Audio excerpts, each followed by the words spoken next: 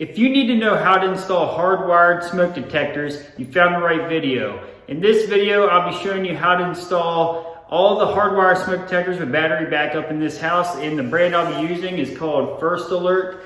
They're a pretty common brand found in most big box stores. My name's Josh, and if you're new to this channel is all about building your own house and DIYing projects to save a ton of money. So if you haven't yet, subscribe. I suggest you subscribe and like this video if it's helpful. All right, let's get started on those smoke detectors. So inside each box with the smoke detectors, you'll find a wiring harness for each smoke detector, the smoke detector itself, and it comes apart like this. So this is going to be the bracket you mount to the ceiling, and the smoke detector goes up in it, then just locks in like that. So the first thing you have to do is connect this wiring harness to the wiring in the ceiling. So you're going to have two scenarios. Nowadays, most houses, you run 12-3 wires. So you're going to have a red, a white, and a black coming down from the ceiling. And typically it's going to be two. So you're going to have two reds, two blacks, two whites, and two grounds. And I'll show you how to wire it, but long story short, you just connect your grounds together, and then all the whites to this white, all the reds to this red, and all the blacks to this black. But I'll show you how to do it. So the reason why you got to run 12-3 wire for these smoke detectors is because if one triggers, they all need to trigger per code. So it's 2020 right now, and that's the code. So it may change years from now. They might want something else, but right now that's how it works. So your wiring will probably look something like this. You're going to have these two blacks, these two reds, these two whites, and these two grounds. Like I said, that way all the smoke detectors trigger because they're all connected by that third wire compared to just a black and white. So as you can see, this First Alert brand comes with the orange wire with a little cap on it. You need to remove this cap so that way you can connect it to the red wire. So all you need to do is strip that wire just like the rest of them. Something this package didn't come with was the wire nuts. You'll want to get 4 wire nuts. So orange goes to red, the blacks go to black, white goes to white. Okay, so that's what it looks like after it's all done. You got your copper, which is your ground. You got your blacks, which is your hot. You got your neutral and your orange to the reds.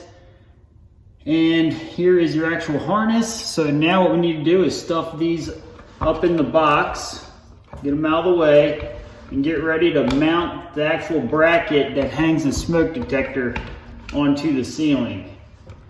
And it's pretty simple. I mean, it's kind of self-explanatory, but some people may have never done it before and want a little guidance. I understand that. So just get your screws started up in the box that's in the ceiling, and take this bracket it came with, slide it over the wire you just put in, the wiring harness, slide this over the screw holes, and then just kind of twist it where it goes so it locks onto those screws, and then just snug it up. Don't snug these up really tight because it's just a little plastic bracket. You could crack it. All right, so now you have your wire hanging out for your smoke detector, and just take your smoke detector here and plug it into the wiring harness. You have a little area where it clips in right here, and right here's the side that it'll line up with. So now we're locked on, and then just fish these wires. Kind of slide it into the grooves on that bracket, twist it clockwise, and then it's locked onto the ceiling. And you can go ahead and remove this plastic piece